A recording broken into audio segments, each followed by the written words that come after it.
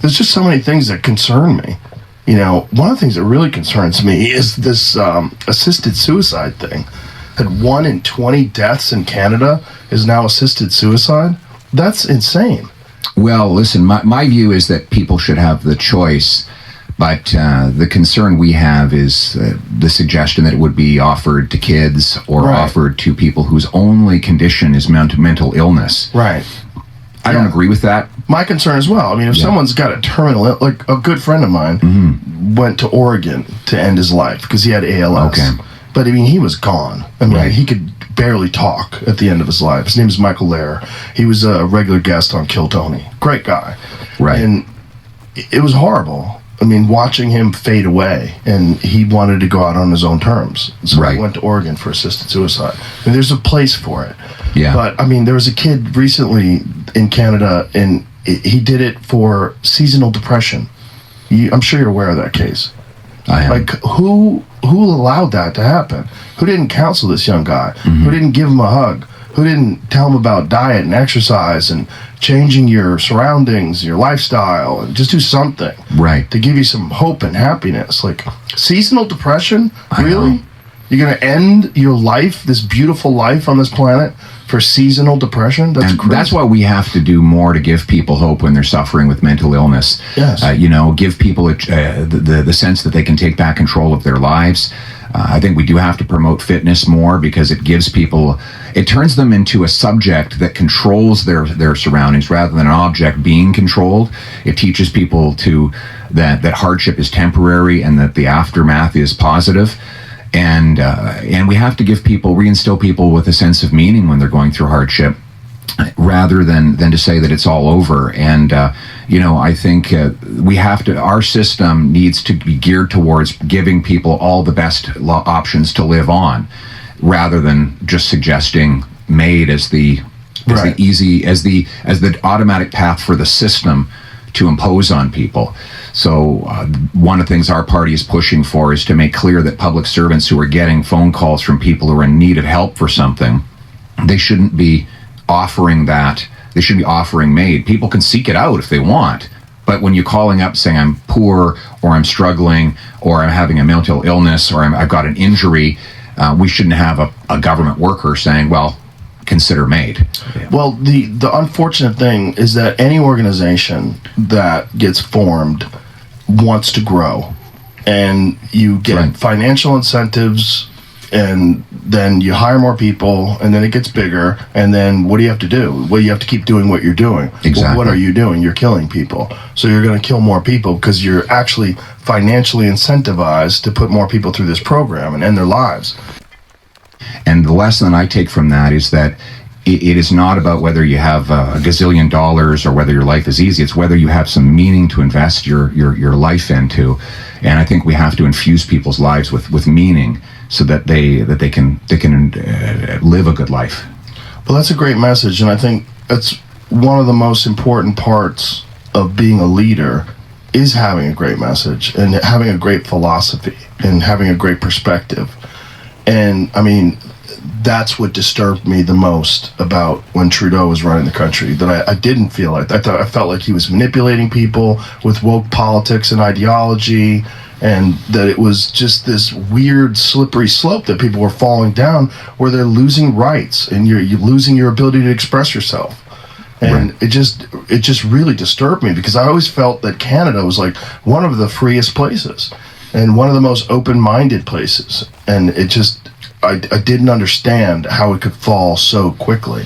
We still, we are a free country and we are a democracy. We have preserved that. My leader, I had this funny moment when Joe Biden came to Parliament Hill and I said, Mr. President, I'm Pierre Poilievre. I'm the leader of His Majesty's loyal opposition. And he said, loyal opposition? How can you be loyal and opposition at the same time? It's like, what the hell are you talking about?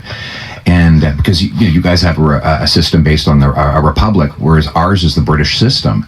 And in our system, the opposition is an act of loyalty. That's what our system, it means that if you are opposing the government, you're doing it out of loyalty to the good of the people. In our House of Commons, you have a half circle in your Congress. We have two sides in our Parliament. It's 2.5 sword lengths apart, because they used to literally kill each other in the old English days.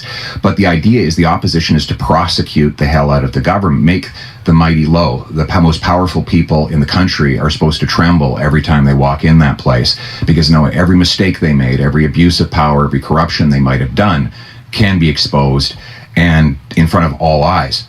So our system is really designed to constrain the power of government through what we call parliament. Like, I don't work for government, I work for parliament, and parliament works for the people.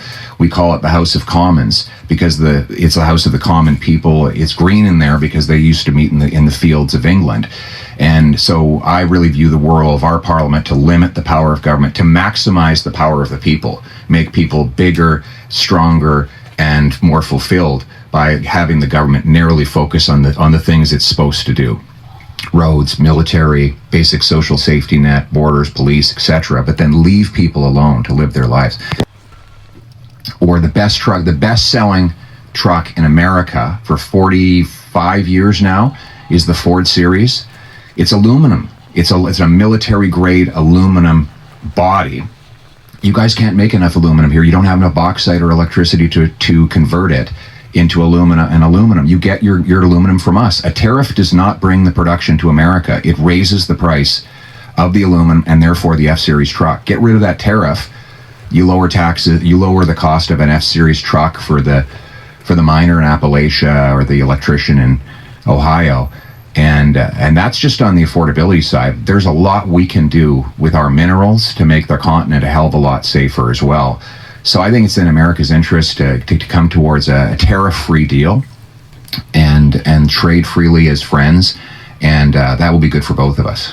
Have you had conversations with Trump about this? No, I believe in the rule of one prime minister at a time. So I fought like hell to win. I didn't win. We came very close. So I've said, listen, I'll leave it to the prime minister to do the negotiating, and I've said I'll support him any way I can. Even in my visit down here, I'm sending him text messages to tell him what's going on, to try and support his work, because what we both want what's best for Canada. When you're campaigning, you're essentially, this is like a long game. Yeah. You're just laying out your strategy, laying out what you would do to make Canada a better place. Yeah. Well, we have two roles. So I said I'm the leader of the opposition, but I'm also prime minister in waiting. So the notion is that the Canadian people should not only have a government, but they should have an alternative. And that alternative has two functions. Official opposition, it's actually called that. I think it's a proper noun, a capital O, official, capital O, opposition, and also government in waiting.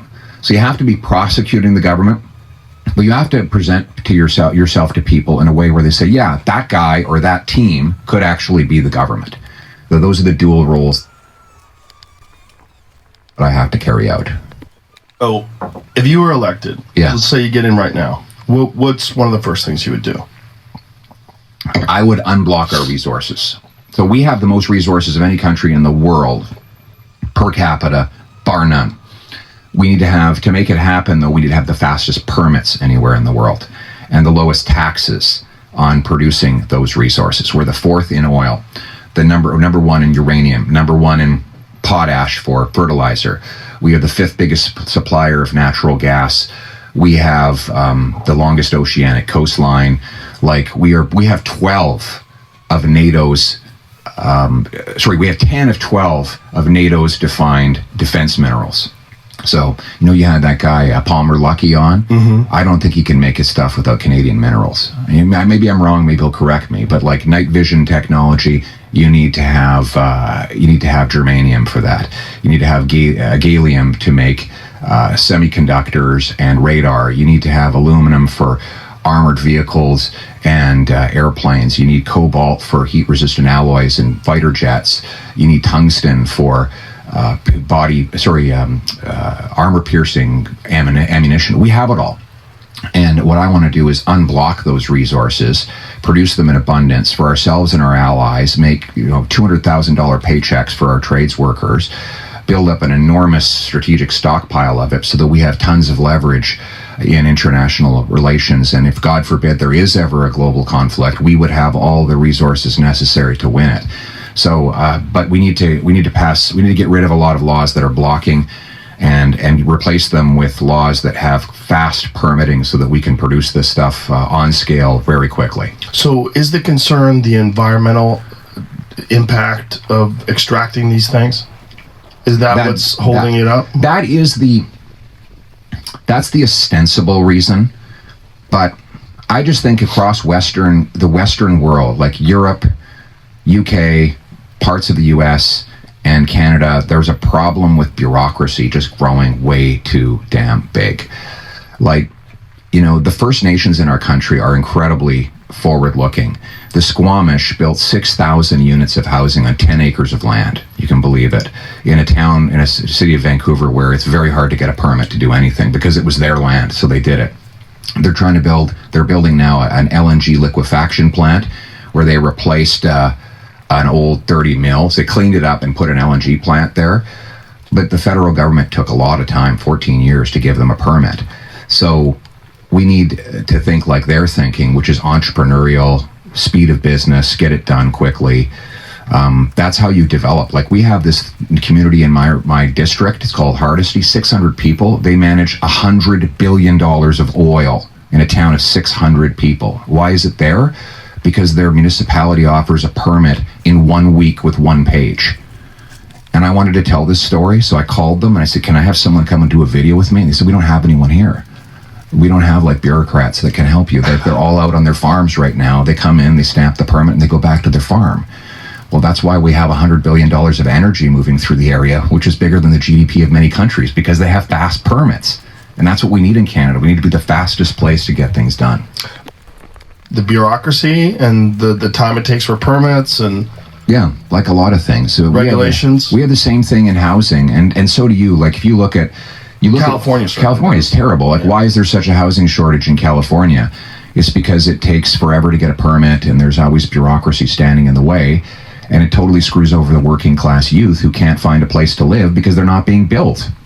And we have that challenge in Canada as well.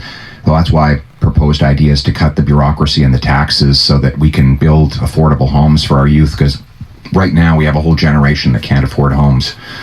And that was one of the biggest issues I ran on. Home ownership is necessary for family formation, for civil peace in society where, everybody feels like they have a piece of the pie. This is the biggest wealth transfer from the working class to the elites, from, I say, the have-nots to the have-yachts. And Washington and Wall Street love it, by the way, because it inflates the stock market, inflates the bureaucracy. Politicians get to spend, CEOs get their stocks inflated, but it destroys the working people, and we need to get back to hard money. Everything should be getting cheaper, by the way. It takes 60 to 80% less resources to grow food. We grow 4 times the food on the same acre, get 4 times as much milk from the same cow. We use 80% less water and fertilizer. So why isn't it that food is not less expensive? It's because all of those gains are being erased by monetary inflation. So it's not that food is more costly, it's that the money we use to buy it has less purchasing power. And we need to do what the Swiss do, which is they don't print money. They have balanced budgets, they have almost no deficit, and they have almost zero inflation in Switzerland. So in a real world scenario, it's like you take over Canada, how would you go about implementing this? You've got to cut bureaucracy, consultants, which consume, by the way, $26 billion of spending. How big is your debt in Canada? 1.3-ish trillion. Oh, that's baby debt. It's compared to you. You guys are... We're ridiculous. Really wild. But, you've gotten away with it because the American dollar is the reserve currency. Mm-hmm. So all of these countries prop up the value of the US dollar by keeping it on reserve. Better hope that doesn't change. Yeah, better hope. And we don't have that luxury. And so, but we do have a lot of debt, and we have provinces too. They're quite indebted. But I would cut the bureaucracy. I would cut consultants. Foreign aid, I'd cut way back on foreign aid. We give a corporate welfare, these checks to corporations. I believe business should make money rather than take money, so I would get rid of that. We're giving a lot of money to fake refugees, people who come in and they're not actually fleeing danger. Like, I love real refugees. My wife was a refugee, but I have no time for people who are pretending, but they're not really. And what do you mean by pretending to be a refugee? How are they doing this? They're not actually endangered in their home country. So they've come to be declared themselves as students, and then wanting to stay, declaring a refugee status. Oh, and this is common? Yeah, it happens. It happens, and I mean, they just want to have a better life. So I don't begrudge them as people, but we can't spend money on social service, to enhance social services, advanced programs that we as Canadians don't get. Right. For with corn syrup. There's so much shit in our food these days. Yes. I believe in eating clean. 100%. Well, I mean, that was one of the primary factors for me supporting this administration was RFK Jr. and this Make America Healthy Again initiative. Because I think, I had my friend Brigham Bueller yesterday from Ways to Well on, and, we hammered this many times over and over again, but people need to hear it. We spend more money on healthcare, and we're sicker than we've ever been before. And we have more chronic illness, and we have more money. None of it makes any sense. It's completely ridiculous, and it's obvious that people are eating the wrong things. And there was so much outrage of him implementing all these healthy choices and trying to get rid of dyes that are illegal in Canada. Like the same cereals that the same factory sells in Canada, they sell with natural dyes, and in America, we demand them to be more colorful, so we put poison in them. Really? Yeah. Is that what do you think are the dietary habits that are making people in the Western world sick right now? Like, is it the dyes? Is it the sugars? Is it the carbs? Like, what's getting people? There's a lot of things. First of all, it's processed foods. Processed foods is an enormous percentage of a lot of Americans' diets. Mm-hmm. Things with massive amounts of preservatives in them, and that's. Like, if you want like a general guideline, eat real food. Eat real eggs, real vegetables, real meat, real fish. You'll be healthier. Yeah. As soon as you start having things that can sit on a shelf forever, except things like rice and, normal beans, like things that are dried, that makes sense, they can sit there. But if something can just sit on a shelf for a long period of time and you consume it, how is it just not rotting? Exactly. Like, I'm sure you've seen where they've taken a McDonald's Big Mac and they've just let it sit. Right. Exactly. Yeah. So, and then what about on the fitness side? What do you think we can do? I mean, beyond you've done a lot just talking about it with the size of your audience. You've probably got a lot of people off the couch. But what policies do you think we could push that would get people physically active, working out, moving again? Well, the real important thing is community. The easiest way to get fit is to get around a bunch of other people that are also involved in the same endeavor, mm-hmm. right? If you have a bunch of friends that are unhappy with the way their life is, like, just go walk together. Say, hey guys, let's all go for a walk after dinner together. Right. Let's all decide, like, as a neighborhood, to go walk. Just walk right. for a half an hour after your meals. It'll lower your glycemic index. It'll change your body. It'll make you healthier. You'll feel better. You know, it just does so much for you, just movement and activity. And if you're involved with a group of people that are also inclined in the same direction, they're also trying to get better, trying to get fit, then you kind of, you feed off of your atmosphere. Right. People imitate the people that are around them, and you get support from the people that are around them. Make it a little healthy competition. Who can, do the most exercise and who can do the most, whatever it is, like whether it's a sport or whether it's a game or whether it's just something that you enjoy doing that's physically taxing slightly. It doesn't right. have to be a crazy kettlebell workout or a jiu-jitsu class. Just take a walk. If the United States or Canada or anybody that's got problems with their health just decided to start walking right. every day for 20 minutes, it'll change your life. Of consuming all this sugar, the increase in type 2 diabetes, all these problems that people are having because of poor diet. So what's your theory though on how that why did that happen? What caused millions of people to shift their diets away from good, wholesome, real food towards the processed garbage? Well, first of all, marketing, right? And availability, right? They always say the center of the grocery store is what you should avoid, because the center is all the stuff that doesn't need to be refrigerated, right? Everything on the outskirts, all the vegetables and the fruit and the meats and the milk, that's all the stuff that's healthy because it has to be refrigerated. Because if it's not, it goes bad.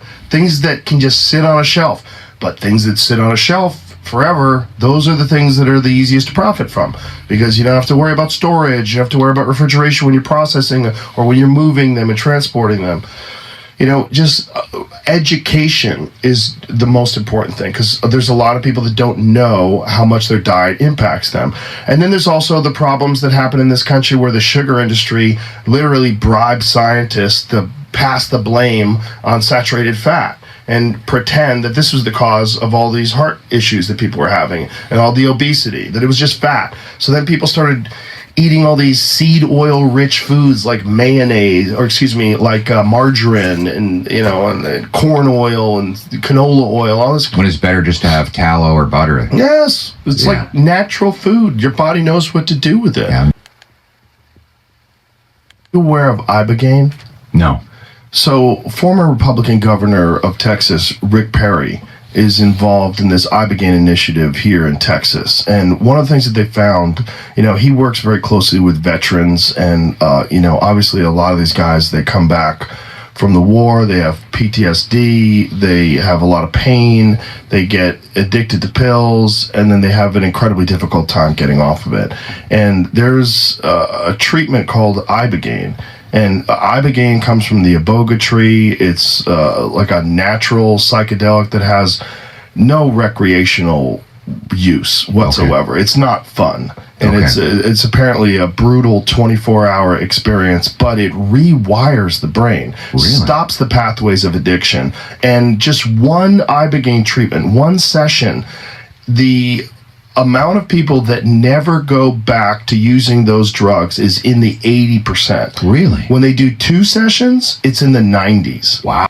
That's the sad thing. That's the sad thing, is they're good people and they're not law-breaking people. Often it's folks who work in physically demanding jobs. They get an injury. Exactly. And it's easy to judge, but when you're in excruciating pain and you find something that makes it go away, it's understandable. Also, if you're not educated in these subjects and you just trust the doctor, you go to a doctor and the doctor says you need pain medication, and then all of a sudden you're on it.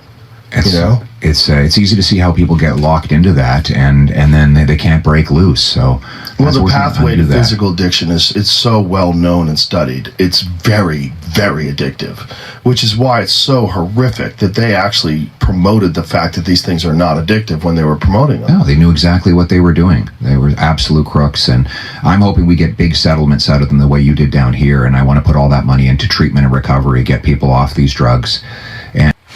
Be done. And I think the most important thing is prevention and education and letting kids know, like, hey, this is not what you want to get involved with. You want to have a happy, successful life. This is going to stop that. This is going to keep you from having it. This might kill you, and it's definitely going to ruin you. Yeah, but you're right about fitness, though, because when I was young, I hung around with a lot of people who got into a lot of trouble, and I could have ended up there.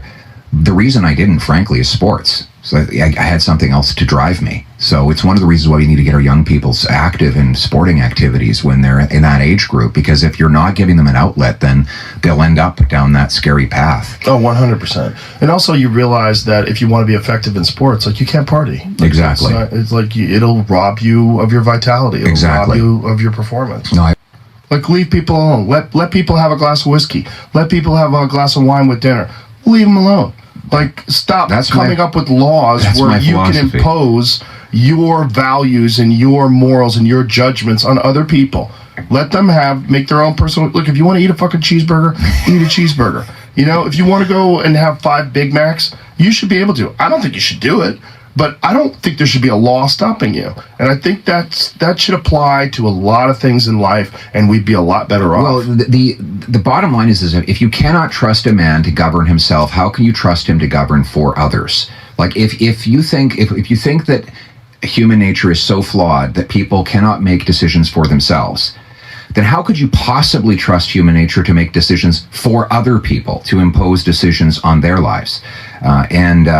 Who watches the watchmen?